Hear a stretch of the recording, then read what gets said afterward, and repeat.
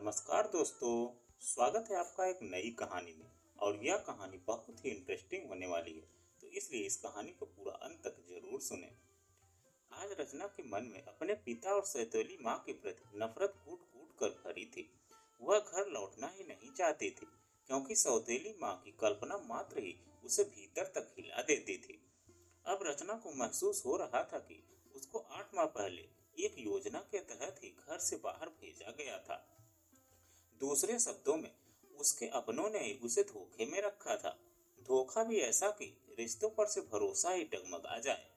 जब से संतोषी बुआ ने रचना को यह बतलाया कि उसकी गैर मौजूदगी में उसके पापा ने दूसरी शादी की है, तब से उसका मन यह सोचकर बेचैन हो रहा था कि जब वह घर वापस जाएगी तो वहां एक ऐसी अजनबी औरत को देखेगी जो उसकी माँ की जगह ले चुकी होगी और जिसको उसको मम्मी कहकर बुलाना होगा। पापा की शादी की बात सुन रचना के अंदर विचारों के झमाझात उठ रहे थे। मम्मी की मौत के बाद रचना ने पापा को जितना गमगीन और उदास देखा था, उससे ऐसा नहीं लगता था कि वह कभी दूसरी शादी की सोचेंगे। वैसे भी मम्मी जब जिंदा थी तो रचना ने उनको कभी पापा से झगड़ते नहीं देखा था। दोनों में बेहद प्यार था। मम्मी को कैंसर होने का पता जब पापा को चला तो उन्हें छिप छिप कर रोते हुए रचना ने देखा था, यह जानते हुए भी कि मम्मी बस कुछ ही दिनों की मेहमान है। पापा ने दिन रात उनकी सेवा की थी। इन सब बातों को देखकर कौन कह सकता था कि वह मम्मी की बरसी का भी इंतजार नहीं करेंगे और दूसरी शादी कर लेंगे। लेकिन अब जब पापा की दूसरी शादी एक कठोर हकीकत बन चुकी थी तो रचना को अपने दोनों छोटे भाई बहन की चिंता होने लगी थी।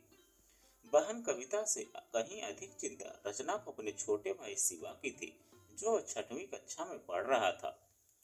मम्मी को कैंसर होने का जब पता चला था तो रचना बीए फाइनल में थी और बीए करने के बाद बीएड करने का सपना देखा था। लेकिन मम्मी की असमय मृत्यु से रचना का वह सपना एक तरह से बिखर गया था। रचना बड़ी थी, इसलिए मम्मी की मौत के बाद उसको लगा था कि छोटे भाई बहन के साथ साथ पापा की देखभाल की जिम्मेदारी भी उसके कंधों पर आ गई थी और उसने भी अपने दिलो दिमाग से इस जिम्मेदारी को निभाने के लिए खुद को तैयार कर लिया था। मगर रचना को हुई हैरानी उस समय हुई जब मम्मी की मौत के 2-3 महीने बाद ही पापा ने उसको खुद ही बीएड करने के लिए कह दिया। रचना ने तब यह कहा था कि अगर वह भी पढ़ाई में लग गई तो घर को कौन देखेगा। तो पापा ने कहा, घर की चिंता तुम मत करो, यह देखना मेरा काम है। तुम अपने भविष्य की सोचो और आगे की पढ़ाई शुरू कर दो। मगर यहाँ बीएड के लिए सीट का मिलना मुश्किल है पापा। तो क्या हुआ, तुम्हारी बुआ संतोषी जम्मू में है, सुनने में आता है कि वहाँ आसानी से सीट मिल जाती है। मैं संतोषी से फोन पर बातें कर लूंगा, वह इसके लिए सारा प्रबंध कर देगी, पापा ने रचना से कहा था। रचना तब असमंजस से पापा का मुख ताकती रह गई थी, क्योंकि ऐसा न तो घर के हालात को देखते हुए सही था और न ही दुनियादारी के लिहाज से। लेकिन पापा तो उसको संतोषी बुआ के पास भेजने का मन ही बना चुके थे। रचना की दलीलों और नानुपुर से पापा का इरादा नहीं बदला था और हमेशा दूसरों के घर की बात टीका टिप्पणी करने वाले संतोषी बुआ को भी पापा के फैसले पर कोई ऐतराज नहीं हुआ था। होता भी क्यों, शायद पापा जो भी कर रहे थे संतोषी बुआ के इशारे पर ही तो कर रहे थे। उसे लगा सब कुछ पहले से ही तय था। बीएड की पढ़ाई तो जैसे उसको घर से निकालने का बहाना भर था। अब सारी तस्वीर रचना के सामने बिल्कुल साफ हो चुकी थी। शायद मम्मी की मौत के तुरंत बाद ही गुपचुप तरीके से पापा की दूसरी शादी की कोशिशों का सिलसिला शुरू हो गया था। रचना को पक्का यकीन था कि इसमें संतोषी बुआ ने अहम भूमिका निभाई होगी। मम्मी की मौत पर संतोषी बुआ की आंखें सूखी नहीं रही थी, फिर भी छाती पीट पीट कर विलाप करने का दिखावा करने के मामले में बुआ सबसे आगे थी।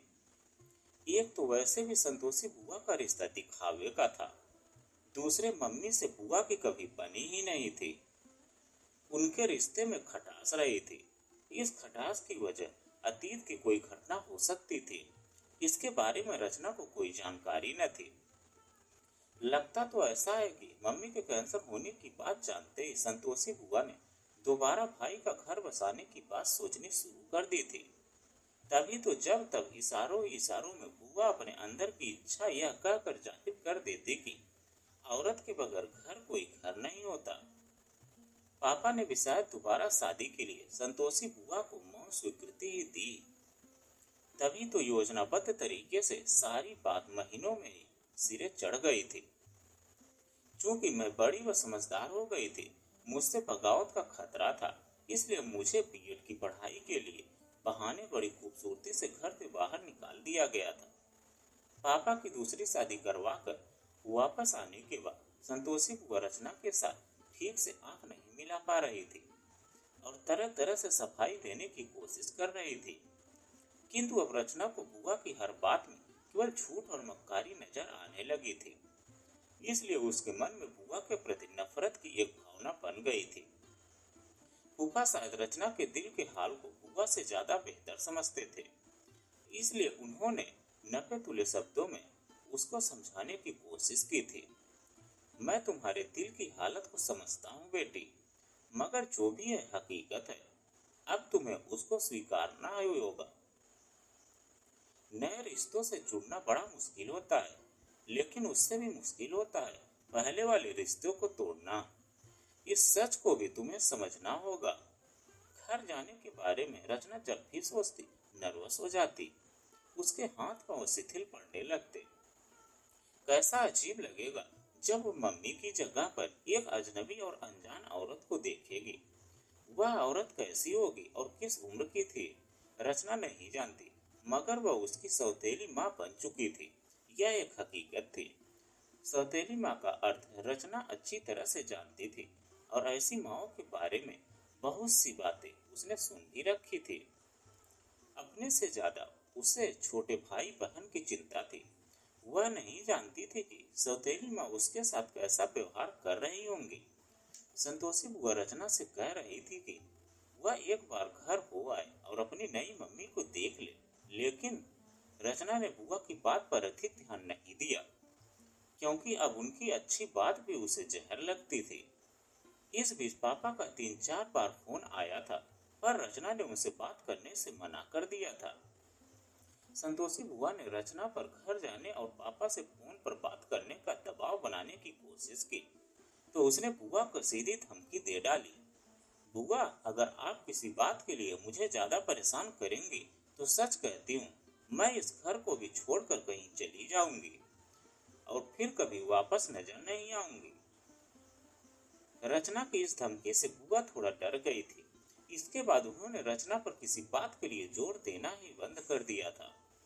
रचना को भी यह भी पता था कि वह हमेशा के लिए बुआ के घर में नहीं रह सकती थी। 1 साल के बाद जब उसकी बीएड की पढ़ाई खत्म हो जाएगी, तो उसके पास बुआ के यहाँ रहने का कोई बहाना नहीं रहेगा। तब क्या होगा? आने वाले कल के बारे में जितना सोचती, उतना ही अनिश्चितता के दुधलके में गिर जाती। बगावत पर आमादा रचना का मन उसके काबू में नहीं रहा था। फूफा से रचना कम ही बात करती थी। बुआ से तो उसका 36 का आंकड़ा था, लेकिन उस घर में रचना जिससे अपने दुख सुख की बात करती थी, वह थी अनीता, संतोषी बुआ की बेटी। अनीता लगभग उसी की हम उम्र थी और एमएससी कर रही थी। अनीता उसके दिल के हाल को समझती थी और मानती थी कि उसके पापा ने उसकी गैर मौजूदगी में शादी करके गलत किया था। इसके साथ वह रचना को हालात के साथ समझौता कर लेने की सलाह भी देती थी। सौतेली माँ के लिए रचना की नफरत को भी अनीता ठीक नहीं समझती थी। वह कहती थी, बहन, तुमने अभी उसे देखा नहीं, जाना नहीं, फिर उससे इतनी नफरत क्यों? अगर किसी औरत ने तुम्हारी माँ की जगह ले ली है तो इसमें उसका क्या कसूर है? कसूर तो उसको उस जगह पर बिठाने वाले का है। ऐसा कहकर अनीता एक तरह से सीधे रचना के पापा को कसूरवार ठहराती थी। कसूर किसी का भी हो, पर रचना किसी भी तरह न तो किसी अनजान औरत को माँ के रूप में स्वीकार करने को तैयार थी और न ही पापा को माफ करने के लिए। वह तो यहाँ तक सोचने लगी थी कि पढ़ाई पूरी होने पर उसको संतोषी बुआ का घर भले ही छोड़ना पड़े, लेकिन वह अपने घर नहीं जाएगी। नौकरी करके अपने पैरों पर खड़ी होगी और अकेली किसी दूसरी जगह रह लेगी। बार बार मना करने के बाद पापा ने फिर रचना से फोन पर बात करने की कोशिश नहीं की थी। हालांकि संतोषी बुआ से पापा की बात होती रहती थी। कविता और शिवा से रचना ने फोन पर जरूर 3-4 बार बात की होगी, लेकिन जब भी कविता ने उससे नई मम्मी के बारे में चर्चा करने की कोशिश की तो रचना ने उसको टोक दिया था, मुझसे इस बारे में बात मत करो, बस तुम अपना और शिवा का ख्याल रखना। इतना कहते कहते रचना की आवाज धीमी पड़ जाती थी। अपना घर, अपने लोग, एक दिन ऐसे बेगाने बन जाएंगे, रचना ने कभी सोचा नहीं था। पहले तो रचना सोचती थी कि शायद पापा खुद उसको मनाने संतोषी बुआ के यहाँ आएंगे, पर एक एक करके कई दिन बीत जाने के बाद रचना के अंदर की यह आशा धूमिल पड़ गई। इससे रचना ने यह अनुमान लगाया कि उसकी मम्मी की जगह लेने वाली औरत ने पापा को पूरी तरह से अपने वश में कर लिया है। इस सोच में उसके अंदर की नफरत को और गहरा कर दिया। अचानक एक दिन बुआ ने नौकरानी से कहकर ड्राइंग रूम के पिछले वाले हिस्से में खाली पड़े कमरे की सफाई करवाकर उस पर कीमती और नई चादर बिछवा दी थी। तो रचना को लगा कि बुआ के घर कोई मेहमान आने वाला है। रचना ने इस बारे में अनीता से पूछा तो वह बोली, मम्मी की एक पुरानी सहेली की लड़की कुछ दिनों के लिए इस शहर में घूमने आ रही है। वह हमारे घर में ही ठहरेगी। क्या तुमने उसको पहले देखा है? रचना ने पूछा। नहीं, अनीता का जवाब था। रचना को घर में आने वाले मेहमान में कोई दिलचस्पी नहीं थी और न ही उससे कुछ लेना देना ही था। फिर भी वह जिन हालात में बुआ के यहाँ रह रही थी, उसके मद्देनजर किसी अजनबी के आने के ख्याल से उसको बेचैनी महसूस हो रही थी। वह न तो किसी सवाल का सामना करना चाहती थी और न ही सवालिया नजरों का। संतोषी बुआ की मेहमान जब आई तो रचना उसे देखकर ठगी सी रह गई। चेहरा तमतमाता हुआ, सौम्य शांत और ऐसा मोहक कि नजर हटाने को दिल न करे। होठों पर ऐसी मुस्कान जो बरबस अपनी तरफ सामने वाले को खींचे। आंखें झील सी गहरी और खामोश। उम्र का ठीक से अनुमान लगाना मुश्किल था, फिर भी 35 और 37 के बीच रही होगी। देखने से शादीशुदा लगती थी, मगर अकेली आई थी। संतोषी बुआ ने अपनी सहेली की बेटी को रोशनी कहकर बुलाया था, इसलिए उसके नाम को जानने के लिए किसी को कोई कोशिश नहीं करनी पड़ी थी। मेहमान को घर के लोगों से मिलवाने की औपचारिकता पूरी करते हुए संतोषी बुआ ने अपनी भतीजी के रूप में रचना का परिचय रोशनी से करवाया था। तो उसने एक मधुर मुस्कान के लिए बड़ी गहरी नजरों से उसको देखा था। वह नजरें बड़े गहरे तक रचना के अंदर उतर गई थी। रचना समझ नहीं सकी थी कि उसके अंदर गहरे में उतर जाने वाली नजरों में कुछ अलग क्या था। तुम सचमुच एक बहुत ही प्यारी लड़की हो। हाथ से रचना के गाल को हल्के से थपथपाते हुए रोशनी ने कहा था। उसके व्यवहार के अपनत्व और स्पर्श की कोमलता ने रचना को रोमांच से भर दिया था। रचना तब कुछ बोल नहीं सकी थी। संतोषी बुआ रोशनी की जिस प्रकार से अवगत कर रही थी, वह भी कोई कम हैरानी की बात नहीं थी। एक ही घर में रहते हुए कोई कितना भी अलग अलग अकेला रहने की कोशिश करे, मगर ऐसा मुमकिन नहीं, क्योंकि कहीं न कहीं एक दूसरे का सामना हो ही जाता है। रचना और रोशनी के मामले में भी ऐसा ही हुआ। दोनों अकेले में कई बार अब आमने सामने पड़ जाती थी। रोशनी शायद उससे बात करना चाहती थी, लेकिन रचना ही उसको इसका मौका नहीं देती थी और केवल एक हल्की सी मुस्कान अधरों पर बिखेरती हुई वह तेजी से कतरा कर निकल जाती थी। एक दिन रचना को चौंकाते हुए रोशनी रात को अचानक उसके कमरे में आ गई। रचना को रात देर तक पढ़ने की आदत थी। रोशनी को अपने कमरे में देखकर चौंकी थी रचना। उसके मुख से निकला था। बाथरूम जाने के लिए उठी थी। तुम्हारे कमरे की बत्ती को जलते देखा तो इधर आ गई। मेरे इस तरह आने से तुम डिस्टर्ब तो नहीं हुए? जी नहीं, ऐसी कोई बात नहीं, रचना ने कहा। रात की शांति में पढ़ना काफी अच्छा होता है। मैं भी अपने कॉलेज के दिनों में अक्सर रात को ही पढ़ती थी, मगर बहुत देर रात जागना भी सेहत के लिए अच्छा नहीं होता। अब 1 बजने को है। मेरे ख्याल में तुमको सो जाना चाहिए। रोशनी ने अपनी बात इतने अधिकार और अपनत्व से कही थी कि रचना ने हाथ में पकड़ी हुई किताब बंद कर दी। मेरा यह सब कहना तुमको बुरा तो नहीं लग रहा? उसको किताब बंद करते हुए देखकर रोशनी ने पूछा। नहीं, बल्कि अच्छा लग रहा है। बहुत दिनों बाद किसी ने इस अधिकार के साथ मुझसे कुछ कहा है। आज मम्मी की याद आ रही है। वह भी मुझको बहुत देर तक जागने से मना किया करती थी। रचना ने कहा। उसकी आंखें अचानक आंसुओं से झिलमिला उठी थी। रचना की आंखों में झिलमिलाते आंसू रोशनी की नजरों से छिप नहीं सके। इससे वह थोड़ी व्याकुल सी दिखने लगी। उसने प्यार से रचना के गाल को सहलाया और बोली, जो बीत गया हो उसको याद करके बार बार खुद को दुखी नहीं करते। अब सो जाओ, सुबह बहुत सारी बातें करेंगे। इतना कहने के बाद रोशनी मुड़कर कमरे से बाहर निकल गई। इसके बाद तो रचना और रोशनी के बीच की दूरी जैसे मिट गई और दोनों के बीच की झिझक भी खत्म हो गई। एकाएक ही रचना को रोशनी बहुत अपनी सी लगने लगी थी। जाहिर है अपने व्यवहार से रचना के विश्वास को जीतने में रोशनी सफल हुई थी। अब दोनों में काफी खुलकर बातें होने लगी थी। रचना शब्दों में सौतेली माँ के प्रति आक्रोश को महसूस करते हुए एक दिन रोशनी ने कहा, आखिर तुम दूसरों के साथ साथ अपनों से भी इतनी नाराज क्यों हो? क्या संतोषी बुआ ने मेरे बारे में आपको कुछ नहीं बताया? हाँ, बताया है। गंभीर और शांत नजरों से रचना को देखती हुई रोशनी बोली, क्या यही कि तुम्हारे पापा ने किसी और औरत से दूसरी शादी कर ली है? वह भी तुम्हारी गैर मौजूदगी में? हाँ, तुमको बताए बगैर। रचना की आंखों में झांकते हुए रोशनी ने शांत स्वर में कहा, इतना सब जानने के बाद भी आप मुझसे पूछ रही हैं कि मैं नाराज क्यों हूँ? रचना के स्वर में कड़वाहट थी। अधिक नाराजगी किससे है, अपने पापा से या सौतेली माँ से? नाराजगी सिर्फ पापा से है, सौतेली माँ से नहीं, रोशनी ने पूछा। नहीं, उनसे मैं नफरत करती हूँ। नफरत?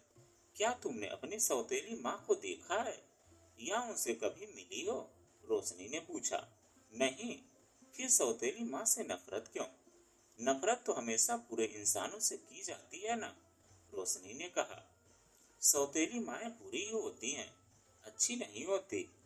ओ माँ, मैं तो इस बात को जानती ही नहीं थी। तुम कह रही हो तो यह ठीक ही होगा। बुरी ही नहीं, हो सकता है सौतेली माँ देखने में डरावनी भी हो। हल्का सा मुस्कुराते हुए रोशनी ने कहा। रचना को इस बात से भी हैरानी थी कि संतोषी बुआ ने अपने घर की बातें अपनी सहेली की बेटी को कैसे कर दी। रोशनी अपने मधुर और आत्मीय व्यवहार से रचना के बहुत करीब तो आ गई, मगर वो उसके बारे में ज्यादा जानती नहीं थी, सिवाय इसके कि वह संतोषी बुआ की किसी सहेली की लड़की थी।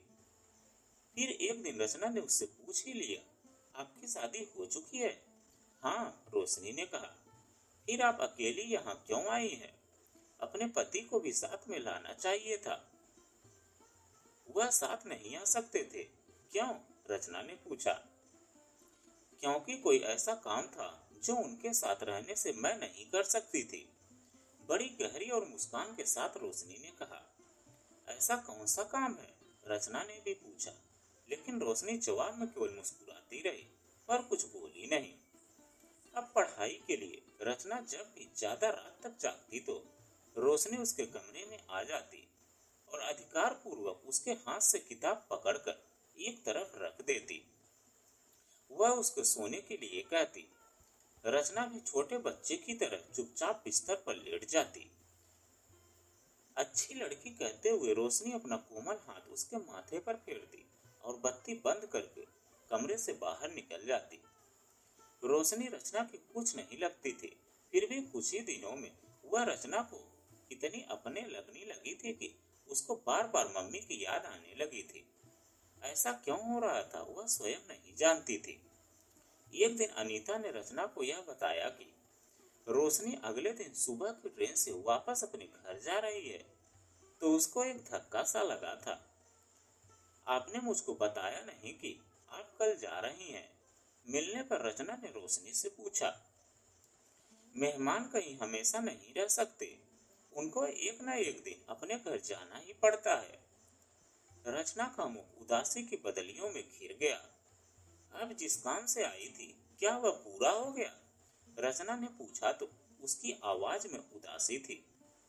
ठीक से बता नहीं सकती, वैसे मैंने कोशिश की है। नतीजा क्या निकलेगा मुझको मालूम नहीं, रोशनी ने कहा। आप कितनी अच्छी हैं, मैं आपको भूल नहीं सकूंगी।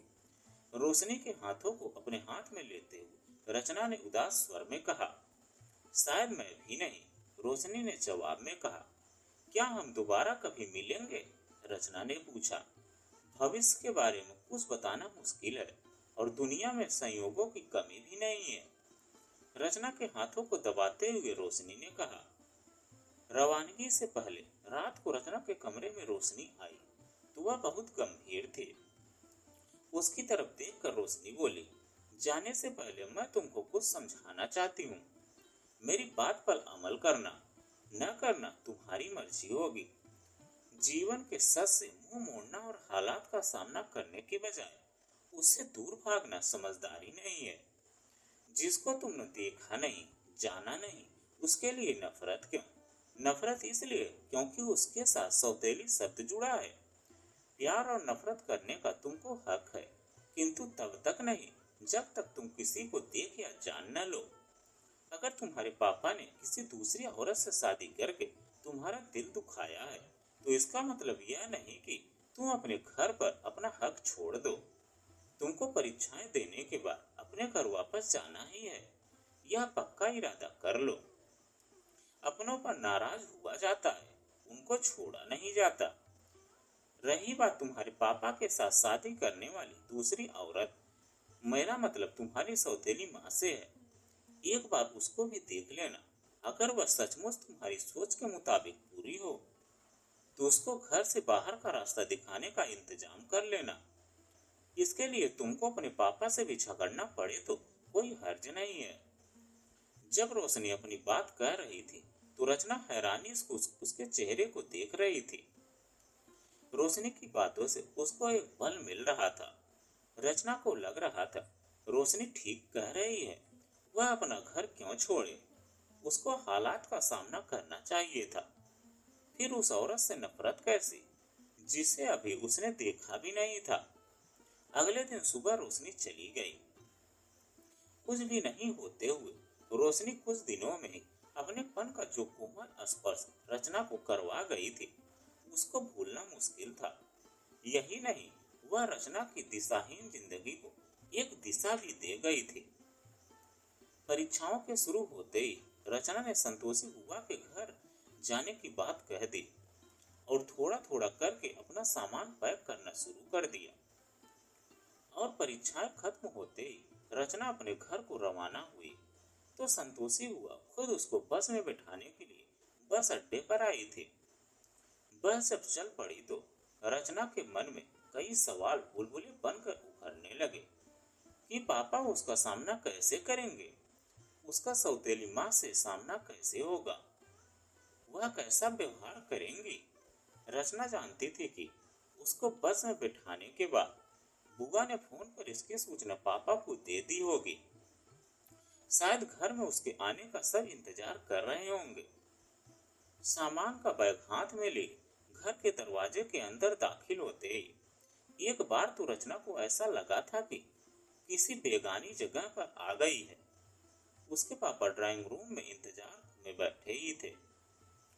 उनके साथ कविता और शिवा भी थे, जो कि दौड़कर उससे लिपट गए। उनको प्यार करते हुए रचना की नजरें पापा से मिली। चाहकर भी रचना मुस्कुरा नहीं सकी। उसने केवल इतना ही कहा, हेलो पापा, कैसे हैं आप? अच्छा हूँ, अपनी सुनाओ। सफर में कोई तकलीफ तो नहीं हुई? नहीं, और होती भी तो अब कोई फर्क नहीं पड़ता। मुझको कुछ समय से तकलीफें बर्दाश्त करने की आदत पड़ चुकी है। कोशिश करने कर भी अपने गुस्से और आक्रोश को छिपा नहीं सकी रचना। इस पर पापा ने कविता और शिवा से कहा, तुम दोनों जाकर जरा अपनी दीदी का कमरा ठीक करो, मैं तब से इससे बातें करता हूँ। पापा का इशारा समझकर दोनों तुरंत वहां से चले गए। मैं जानता हूँ तुम मुझसे नाराज हो। उनके जाने के बाद पापा ने कहा, मुझको बहाने के साथ घर से बाहर भेजकर मेरी मम्मी की जगह एक दूसरी औरत को दे दी पापा, और इसके बाद भी आप उम्मीद करते हैं कि मुझको नाराज होने का भी हक नहीं है। यह मत भूलो कि वह औरत तुम्हारी नई माँ है, पापा ने रचना को बताया। इससे रचना जैसे बिखर गई और बोली, मैं इस रिश्ते को कभी स्वीकार नहीं करूंगी पापा। मैं इसके लिए तुम पर जोर भी नहीं डालूंगा, मगर तुम उससे एक बार मिल तो लो, शिष्टाचार के नाते। वह ऊपर कमरे में है, पापा ने कहा। मैं सफर की वजह से बहुत थकी हुई हूँ पापा, इस वक्त आराम करना चाहती हूँ। इस बारे में बाद में बात करेंगे। रचना ने अपने कमरे की तरफ बढ़ते हुए रूखी आवाज में कहा। रचना कमरे में आई तो सब कुछ वैसा का वैसा ही था। किसी भी चीज को उसकी जगह से हटाया नहीं गया था। कविता और शिवा वहां उसके इंतजार में थे। कोशिश करने कर भी रचना उनके चेहरों या आंखों में कोई मायूसी नहीं ढूंढ सकी।